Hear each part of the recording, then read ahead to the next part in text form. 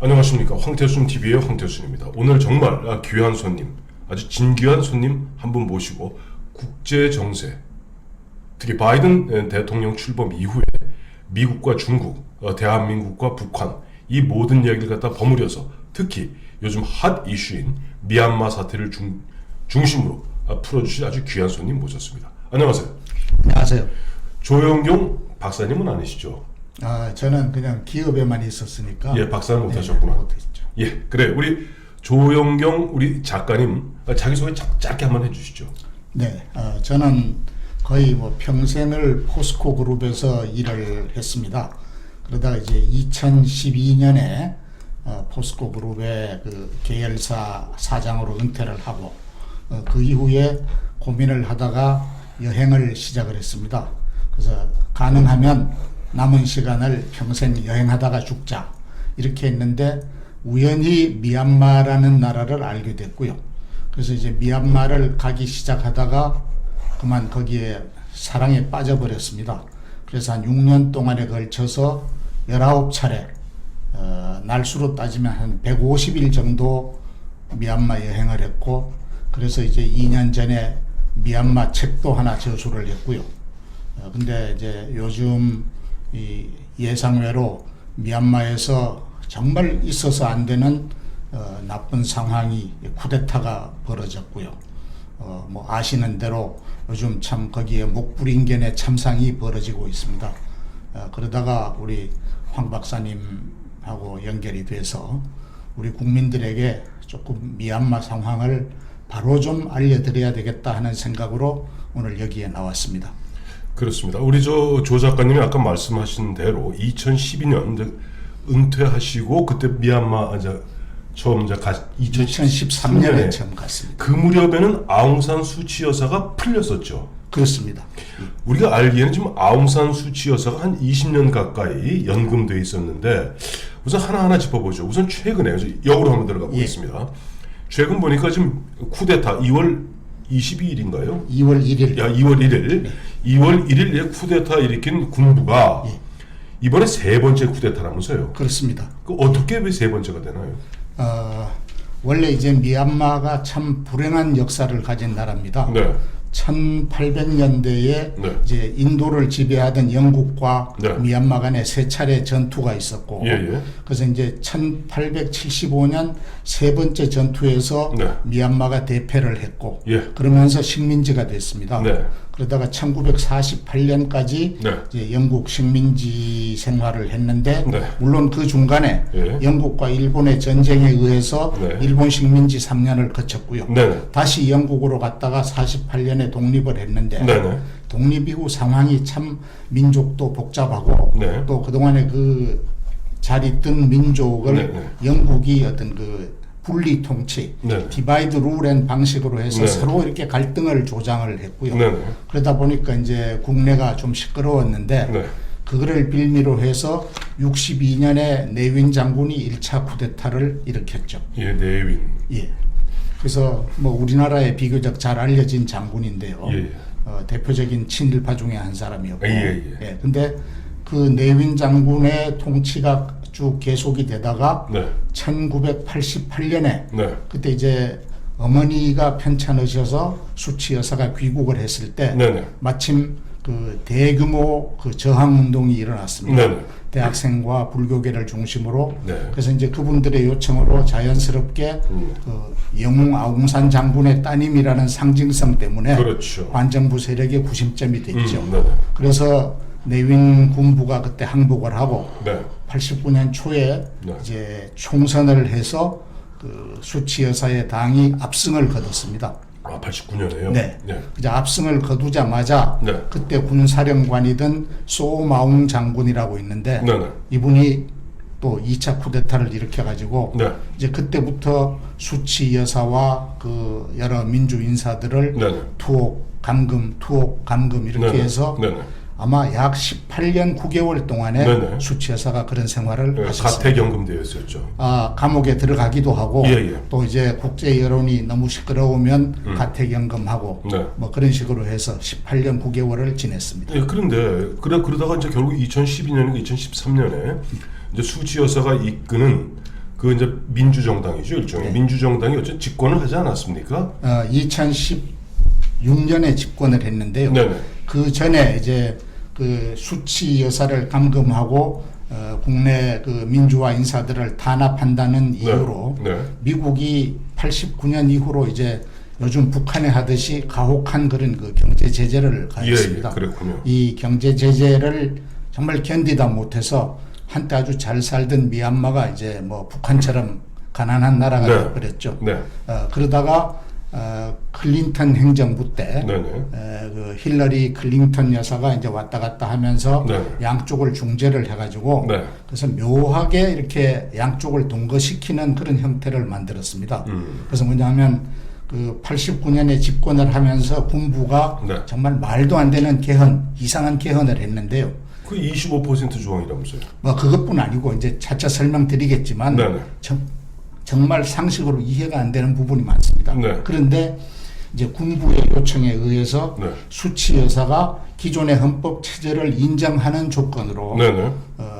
말하자면 정치 해금을 한 거죠. 네네. 해금을 해서 보궐선거에서 이제 2012년에 당선이 됐고, 네. 그래서 국회의원 생활을 하다가 2015년 11월 총선에서 전체 의석의 한 70% 이상을 점하는 그런 압도적인 승리를 했고요.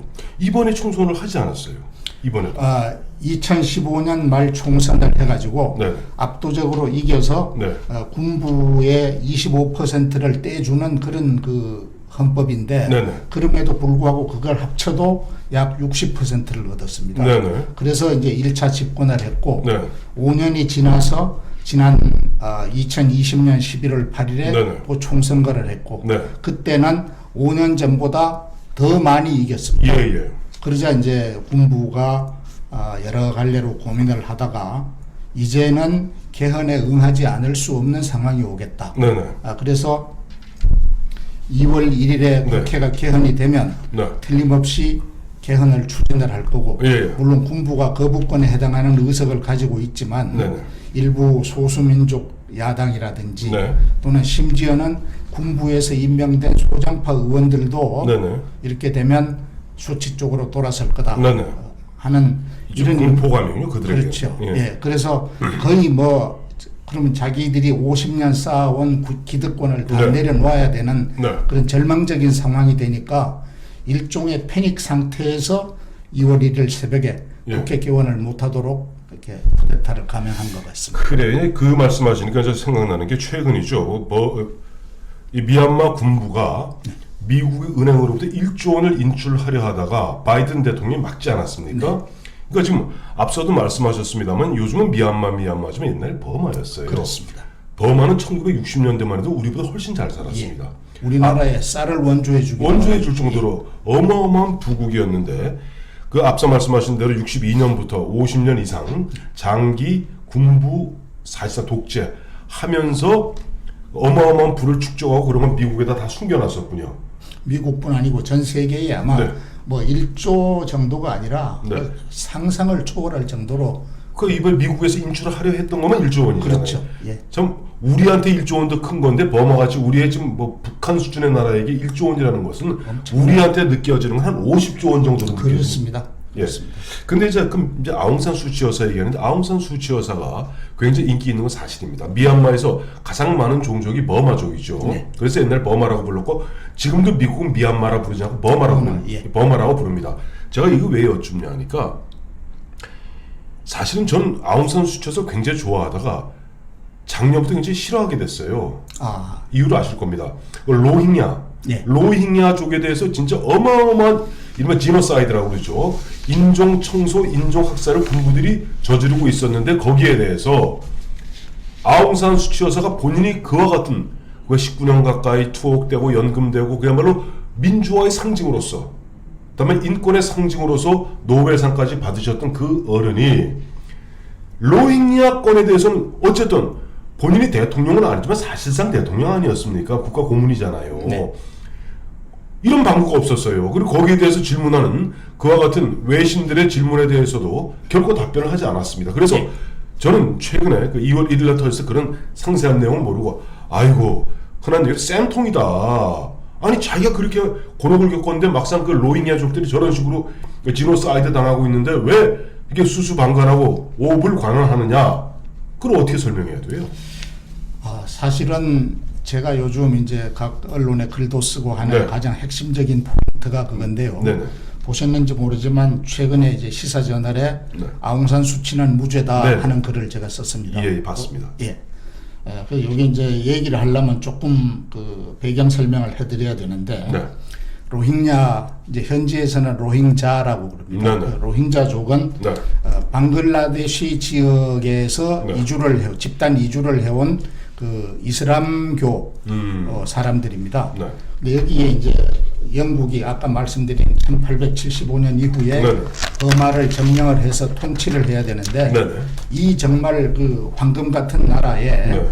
그 자기들이 적은 군대를 가지고 통치할 방법이 없어서 네네. 자기들이 오랜 세월 인도를 지배하면서 교육시킨 그 영어를 잘하는 가까운 로힝자 사람들을 몇만 명 가족들 합치면 그보다 훨씬 많겠죠. 이 사람들을 집단 이주를 시켰습니다. 그러니까 지금 용병으로 용병으로 왔습니다. 아까 옛날 그 보면 그 영국 사람들이 키웠던 용병 쿠르드족 같은. 그렇습니다. 그러니까 쿠르드족하고 그 비슷한 게 케이스. 쿠르드족하고 비슷한 것이 지금 로힝자족이군요. 예. 물론 이제 다는 아니고요. 그 당시에도 방글라데시 쪽이 워낙 가난했기 때문에 네네. 스스로 살 길을 찾아서 국경을 넘은 사람들도 많이 있지만 요즘은 그땐 동파키스탄이었죠. 그렇죠. 예. 그 주류들이 네. 이제 와가지고 영국이 그 사람들로 하여금 그 당시 버마의 관료 제도를 짰습니다. 그래서 쉽게 얘기하면은 시장, 군수, 읍면 동장까지 로힝자 사람들이 한 거예요. 그러니까 영국의 식민지 지배하에 있었을 당시에 버마, 미얀마는 피지배 계층이고 그것을 갖다가 이른바 마른 형태로 영국의 하청을 받아서 통치했던 쪽이 로힝야군요. 네. 그러니까 우리식으로 얘기하면 네. 일본군 형사보조원들이죠. 근데 이제 그렇게 얘기하면은 자발적으로 이주해온 사람들은 우린 아니다 하고 억울해하지만 여하튼 그런 과정에서 또 이제 미얀마 사람은 감정이 좋을 리가 없다. 좋을 수가 없습니다. 그러니까 버마가 참 쌀이 많은 나라인데 그 농토를 다 뺏어가지고 로힝자 사람들한테 나눠주고 미얀마 농민들은 소작농 형태로 그게 이제 영국의 식민 지배하 시대의 버마, 미얀마의 사회상이었군요. 그렇습니다. 그래서 그 과정에서 이제 1900년대 들어오면서 민족적 자각이 일어나고 여러 차례 독립운동이 있었는데 그 대표적인 분이 아웅산 수치의 아버지 아웅산 장군인가요? 그 이제 거의 독립하기 직전에 그랬고 그 전에 농민들 중심으로 불교도 중심으로 다양한 독립운동이 있었는데 왜 가까운 사람들이 아는 사람들이 더 무섭잖아요. 그렇죠. 얼굴 비슷하고 종교는 다르고. 맞아요. 그래서 엄청난 규모의 학살을 했고요. 제가 확인은 안 했지만 10,000명 이상을 학살한 경우도 2차례 있었어요. 그러니까 로힝야족이 그 당시에는 버마족을 학살했군요. 그러니까 영국하고 합쳐가지고 이제 그런 것 때문에 그야말로 미얀마 불교도나 농민들에게는 로힝자 사람들은 불구대천의 원수였습니다. 그런 상태에서 이제 보면은 버마가 독립하고 미얀마가 되고 하면서 로힝야족은 상간으로 이제 쫓겨난 거고. 그런데 이제 한 48년에 독립을 하고 10여 년 동안 거기뿐 아니고 여러 민족들 간의 갈등이 있었는데 요 틈을 활용한 것이 군부 쿠데타였습니다. 그래서 내윈 장군이 집권을 하면서 자기네 말로는 다양한 형태의 개혁을 했죠. 사회주의 정책을 취하고 또 이제 화폐 개혁을 2차례 해가지고 돈 있는 사람들 거 다 몰수하고 하면서 그때 로힝자 사람들의 재산을 전부 몰수하고 이 사람들을 저 서북 지방에 개토를 만들어가지고 그리로 쫓아버렸습니다. 그러니까 미얀마 대다수의 그 불교도 농민들은 군부야말로 진짜 우리의 친구다 해서 박수갈채를 보내고 쉽게 얘기하면 50년 동안 군대가 나라를 통치할 수 있는 어떤 정신적 기반이 그 당시에 그 불교도 농민 그리고 군부의 이 밀월이라고 그럴까요? 이것이 스타트가 되고 바탕이 된 겁니다. 그런데 이제 제가 이제 여쭤봤던 그 질문의 핵심은 뭐냐? 왜 아웅산은 왜 침묵을 지켜내? 아웅산 수치는. 그래서 그 점에서 이제 2016년에 이제 정식으로 집권을 하고 나서 2018년 들어와 가지고 군부가 이제 장난을 치기 시작하는데 네. 뭐냐면은 아웅산 수치를 이제는 쿠데타로 업기는 곤란하고 네네. 이걸 어떻게든지 다음 선거에서 이겨야 되는데 네네. 아웅산 수치 당신은 세계적으로 인권의 아이콘 아니냐. 그렇죠. 그래서 우리가 이런 짓을 하면 그래서 이제 그 마바타라고 하는 급진 불교 무장 조직이 있습니다. 거기다가 무기를 대주고 군부가 군부가 배후에서 무기를 대주고 네네. 일단 장난을 치다가 네. 커지니까 나중에 군부가 직접 가서 참소를 했는데 그러면 네가 당연히 불교도들 나쁘다 이러면 안 된다 하고 로힝자의 편을 들 것이다 들어라 라고 밀어붙였는데 수치는 이제 정말 민주개혁을 하려고 그러면은 이제 2기 때 다시 집권을 해서 할 수밖에 없는 상황. 개헌을 해갖고 개헌하고. 예. 근데 이제 여러 가지 군부의 영향력을 한꺼번에 줄일 수도 없고 네네. 집권 경험도 없으니까요. 네. 서서히 줄여가야 되는데 이 상황에서 가슴 아프지만 내가 만약 로힝자의 편을 들고 여기서 불교도들을 비난하고 강하게 나가면 네. 선거는 물 건너간다. 그래서 우리 속담에 며느리가 시집 가면 기머거리 3년, 벙어리 3년 네. 뭐 하는 거 있잖아요. 네. 그런 식으로 정말 장님 3년. 예, 네. 정말 가슴 아프지만 네. 다음 선거 때 자칫하면 군부의 정권을 내주면 6천만 미얀마 국민이 또다시 군부의 어둠 속으로 들어가야 되는데 네. 100만 로힝자를 지금 선택할 거냐 6천만을 위해서 다음 선거 때까지 참았다가 그때 되면은 이제 새로운 힘 있는 정부가 시작이 되니까 네. 소수민족 다른 내전 문제까지를 포함해서 네. 그때는 내가 제대로 해결하겠다. 라고 하니까 저 군부 입장에서는 마지막 흔한 얘기로 꼼수 예. 내지는 계략 모략 그렇죠. 반간계로 딱 발목을 잡으려고 그랬는데 그 함정에 들어가지 않은 겁니다. 안으니까 어떻게 돼요? 집어넣는 거죠 이제는. 이제는 이제 안 들어가면 어떻게 해? 머리를 줘 뜯어야죠. 그게 바로 이번 2월 1일 쿠데타거든요. 그렇습니다. 전 또 하나 궁금한 게 있어요. 이 군부 아까 이제 군부 얘기했었는데 우리 아까 이제 내윈 장군 얘기하는 생각나는 게 있네요. 전두환 대통령이 생각납니다. 1983년 우리 아웅산 사태 때 그때 아마 내윈이 그 당시 국가 최고 지도자였을 겁니다. 내윈 장군.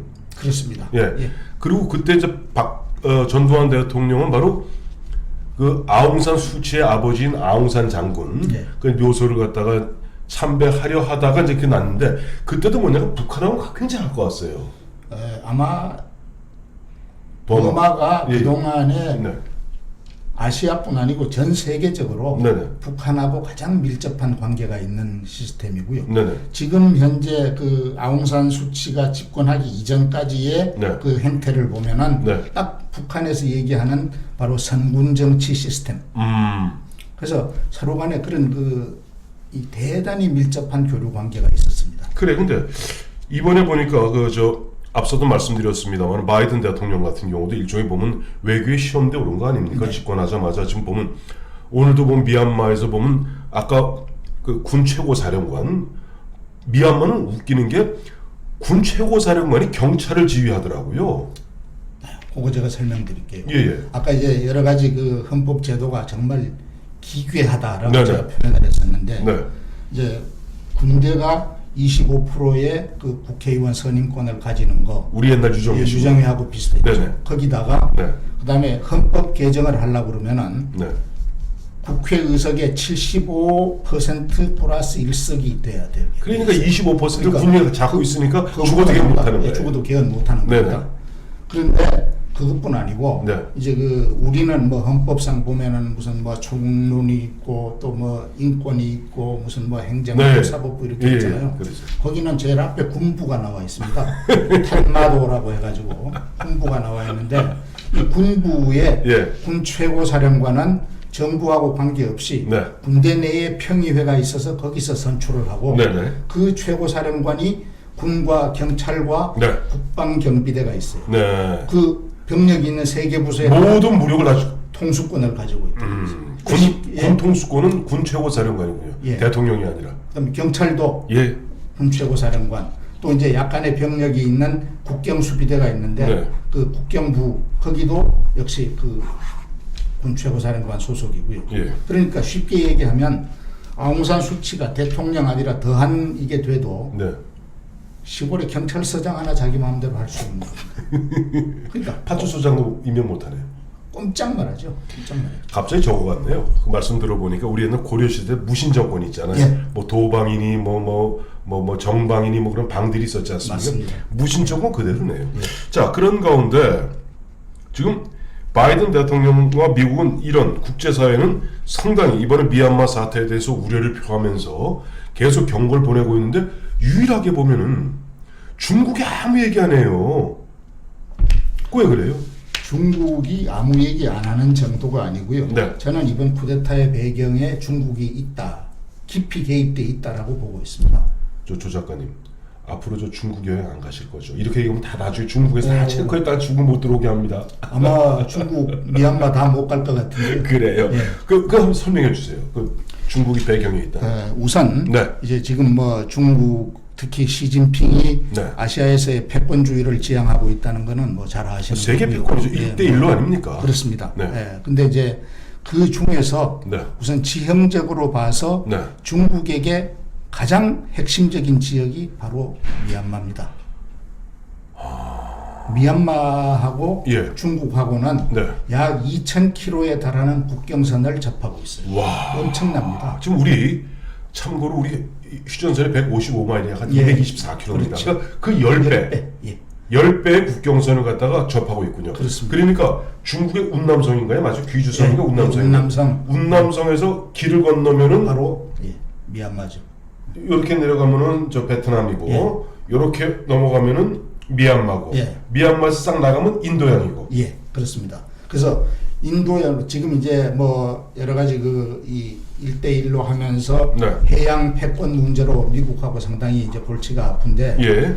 이거를 만약에 미얀마까지를 미국이 영향력을 미치게 되면은 네. 인도양으로 접근할 수 있는 통로가 없어집니다. 자, 여기서 한 가지 우리 짚어야 될 게 두 가지를 짚어볼게요. 우리는 콰이강의 다리 있잖아요. 네. 영화 콰이강의 다리 보면 그게 이제 영국군과 인도 연합군이 그 버마를 거쳐서 중국으로 들어가서 일본군을 치려는 얘기고 네. 일본군은 그걸 지키기 위해서 버마 당시 이제 식민지를 두었던 거기서 이 콰이강인데 그러니까 절묘하네요. 그러니까 중국에서 미얀마 거치면 바로 인도양으로 빠지는. 그렇습니다. 그러니까 근데 지금 옛날 지금 이 바이든 정부의 전임 정부인 트럼프 정부 때부터 미국은 태평양 전략이 아니라 인도 태평양 전략이잖아요. 그렇습니다. 쿼드 그래갖고 지금 인도, 미국, 일본, 호주 쿼드에서 인도양을 갖다 이제 인도 태평양 전략이거든요.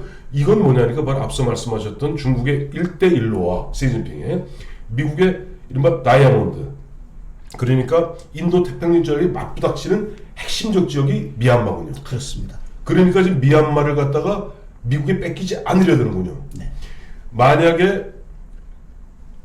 영국에서 교육받고 미국과 서방 세계에 굉장히 친근한 아웅산 수치가 개헌을 하고 그를 통해서 제대로 된 민주주의 국가로 발전해 나간다면은 그쪽 군인들은 말할 것도 없고 중국 입장에서 골치 아픈 거네요. 골치 아픈 정도가 아니고요. 지금 이제 중국하고 인도가 또 역시 이웃하고 있는데 여기 최근에 싸웠잖아요. 뭐 골치 아프잖아요. 죽 싸웠잖아요. 그 나라 두 나라 관계가 골치 아픈데 네. 미얀마를 중국이 영향력을 미치게 되면은 네. 운남성에서 미얀마의 만달레이를 거쳐가지고 네. 바로 인도양까지 네네. 지금은 이제 고속도로 부설권, 철도 부설권을 다 가지고 있고 예. 또 인도양 지역에서 생산되는 대규모 가스전에 네. 가스 파이프라인이 거기서 운남성으로 지금 묻혀 있습니다. 근데 그런 그거에다가 인도 입장에서 보면 중국이 미얀마를 사실상 지배하게 되는 경우에는 네. 바로 인도의 코앞에다가 해군 기지를 건설하는 그런 형태까지 되거든요. 그렇게 되면 지금 인도가 긴장하는 것이 아니라 미국의 7함대 이쪽 태평양과 인도양 6함대인가 그 함대가 둘 다 중국에 의해서 위협받게 되는 거예요. 그렇습니다. 그러면 지금 중국으로 봐선 시진핑으로 봐선 자기가 구상하고 있던 1대1로의 핵심적 지역이 미얀마군요. 예. 그러다 보니까 지금 사실상 미얀마 군부에서 은근히 쿠데타를 갖다가 좀 뭐 암시했다고 그럴까요? 네, 그 과거에 이제 89년 이후에 네. 미국이 미얀마에 대해서 가혹하게 네네. 경제 제재를 하는 동안에 네. 유일하게 중국이 거기에 동조를 안 하고 네네. 계속해서 미얀마를 지원해 왔습니다. 아, 돈과 물자. 그래서 네. 미얀마 군부가 50년을 통치하는 경제적 기반의 하나가 바로 중국이었고요. 또 그래서 이제 이번에 5년 동안 수치 정부가 일단 표면상으로는 중국과 미국 사이에서 철저하게 중립 정책을 취하고 있었고 네. 그런 반면 군부는 거기에 절대적으로 의존을 했기 때문에 네. 이번 쿠데타 있기 전에 열흘 전에 왕이 외교부장이 미얀마를 방문했어요. 냄새가 나네요. 그래서 수치하고는 한 30분 동안 형식적으로 예방하고 네. 그 최고사령관. 최고사령관 민아웅 흘라잉 장군하고는 네. 상당히 긴 시간 밀담을 하고 돌아갔다 하는 얘기가 있습니다. 이번에 미얀마 이번에 보니까 한 6천만 인구 중에 이번에 이른바 반정부가 아니다. 반군부 시위, 반쿠데타 예. 그 시민 봉기가 한 2천만 명 가량이 나왔죠. 예, 쿠데타가 일어나고 한 3일 후부터 이제 시위가 시작이 됐는데 네네. 20일째 되는 2월 22일 네. 그래서 이제 2021년 2월 22일 해서 네. 그 2가 5개 겹치는 날입니다. 네, 그런데요. 그리고 또 22일째가 됐다 그러면 사실 7개가 겹치는데 네네. 그래서 이제 E5 운동 해가지고 네, 네. 2222 운동해서 예, 예. 그나라마 미얀마 전국에서 대다수의 국민들이 거리로 쏟아져 나왔습니다. 네. 그래서 대도시는 말할 것도 없고 네. 거기에 이제 행정구역이 340개 타운십이라고 있어요. 우리말 군이죠. 시군구 말하자면 그 기초자치단체에 해당되는 우리가 겁니다. 지금 한 224개인가 되니까 거의 그쵸. 예. 6천만이고 뭐 인구도 비슷하네요. 그렇죠. 예, 예. 근데 그 중에서 네. 한 최소한 260개 내지 270개 지역에서 시위가 대규모로 있었습니다. 네. 그래서 이제 제가 직접 들은 정보로는 그 이쪽 그 시위를 좀 주도하는 측에서의 주장은 2천만이라고 하는데 네네. 제가 그 중에서 이제 한 35개 도시의 시위 장면을 네. 사진으로 받아서 보니까 네. 1,000만은 확실히 넘겠구나 하는 느낌이 들더라고요. 근데 조 작가님 이건 뭐예요? 그 사람이 이렇게 하던데 이 손가락이 제가 지금 딱 기억이 안 나는데 이제 이것이 말하자면 네. 반정부 시위의 상징이죠. 예, 상징입니다. 이렇게 해서 격려를 하면은 예. 세 손가락 격려해가지고 네. 우리 이제 너희를 싫어한다 물러가라 뭐 하는 그래서 수치 석방해라 뭐 하는 이런 의미가 다 이제 포함되겠다. 그래요. 그래서 그러면서 보니까 이제 이 미얀마 학생들, 미얀마 사람들 좀 보면 우리 동남아시아 등등으로 보면은 문재인 정부 들어서 특히 보면 이제 남방 정책이라 그래서 옛날 노태우 정부 시절에 북방 정책을 폈고 네. 그다음에 이쪽 문재인 정부 들어서 남방 정책이죠. 남방 정책을 피면서 임기 중에 사실은 모든 이쪽 동남아시아 모든 국가를 갖다가 문재인 대통령이 직접 다 이제 국빈 방문 내지 다 방문했어요. 네. 그러다 보니까 또 최근에 보니까 우리 뭐 방탄소년단이다 뭐다 해갖고 한류 열풍이 많이 불고 있지 않습니까? 네. 그러니까 이제 미얀마 친구들도 한국말 잘해요. 맞습니다. 잘하는 사람 많고. 그래서 이 사람들이 한국 사람들 좀 도와주세요. 그런데 우리 문재인 정부 뭐 합니까? 뭐 이제 아시다시피 우리 정부가 네. 너무 이렇게 중국의 눈치를 보지 않느냐 하는 얘기는 예, 제가 그 말씀을 여쭤보는 많이 거예요. 있었는데 네네. 지난번에 우리 이제 외교부 차원에서 성명 발표가 있었죠. 네네. 그랬다가 며칠 전에 이제 문 대통령이 직접 하셨는데 네. 이것이 이제 어떻게 보면은 바이든 정부의 조금 그 눈치를 네네. 살펴서 좀 강하게 가야 되겠다 하는 정도로 그렇게 발언을 하신 것 같아요. 네네. 근데 이제 제가 조금 걱정스러운 것은 네. 오늘 이제 집에서 나오기 전에 저 미얀마에 있는 어떤 젊은 친구하고 제가 한 30분간 통화를 하고 이제 카톡으로 통화를 했는데 네네. 저한테 이런 얘기를 하더라고요. 그 중국이 내정 문제니까 간섭하지 마라. 그래서 자기들 운동 단체에서 아마 며칠 전에 중국 정부에 대고 뭐 서신을 보냈는데 네. 그럼 좋다. 우리 그 인도양 쪽에서 중국으로 가는 가스 파이프라인은 네. 우리 미얀마 땅에 묻혀 있는 거다. 우리가 그것을 어떻게 처리하든 네. 말하자면 폭발을 하든 뭘 하든 또 우리 내정 문제니까 우리 땅의 문제니까 너희도 간섭하지 마라 그럴 거냐 하는 거를 뭐 이 반군부 단체에서 네. 중국에다가 보냈다고 그래요. 그 중국이 아마 직접 그러면 군대 동원할 걸요. 결국 예. 그런데 이제 그러면서 저한테 한 얘기가 회장님 지금 우리나라 사람들이 한국을 너무 좋아하는데 네. 그런데 지금 한국의 일부 기업들이 네네. 군부하고 결탁해서 군부를 도와주는 사업을 계속하고 있습니다. 뭐 회장님 잘 아시는 기업인데 네네. 계속 이렇게 하면 앞으로 성남 군중들이 네. 그 기업에 대해서 무슨 해코지를 할지 모릅니다. 한국에 대한 이미지도 지금 굉장히 젊은 세대들 사이에서 나빠지고 있습니다. 이런 얘기를 하더라고요. 갑자기 그 말씀 들으니까 1980년 5.18 당시에 제일 먼저 불난 곳이 당시 광주 MBC였습니다. 그렇습니다. 그 당시 이제 MBC가 그 당시 보면 뭐랄까 그런 그 당시 분위기 그럴 수밖에 없었겠습니다만 그 시민들의 뜻과 정반대 행태를 보이고 보도를 하다 보니까 제일 먼저 불난 곳이 광주 MBC였어요. 그래요. 그래서 보면 오늘 조용경 작가님, 또 조용경 대표님, 조용경 또 회장님 모시고 미얀마 이야기하는데 저는 사실 앞서도 오늘 제가 이제 오늘 조 작가님을 모시게 된 이 가장 근본적인 이유는 그겁니다. 그러니까 아웅산 수치 무죄다라고 말씀하셨는데 저는 거기 진짜 왜 무죄야? 그 아줌마 저 로힝야 때 그냥 입국 다물고 있었잖아. 왜 무죄지? 근데 말씀을 직접 들어보니까 나름 그야말로 아웅산 수치 여사 입장에서는 대를 위해서 진짜 그야말로 읍참마속하고 좀 경우는 다릅니다만 어쨌든 더 큰 걸 갖다가 보다 미얀마의 민주화를 위해서 조금만 참아라. 내가 제대로 집권되고 개헌해서 이제 군대가 더 이상 장난치지 못하는 그런 환경 만들면 너희 문제도 좀 해결해 줄게. 뭐 그런 분위기였는데 군부의 그런 장난질에 아웅산 수치가 안 넘어가니까 직접 와서 우리 옛날 보면 명성황후 나오듯이 직접 칼 들고 들어온 거네요. 이제 이번 쿠데타가 그런데 제가 그 아웅산 수치는 무죄다라고 쓴 그 제목을 달게 된 계기가 이번에 이제 쿠데타가 나고 나서 며칠 있다가 네. 바로 그 로힝야 민족 무슨 평의회 하는 대표 기구가 있습니다. 네네. 거기에서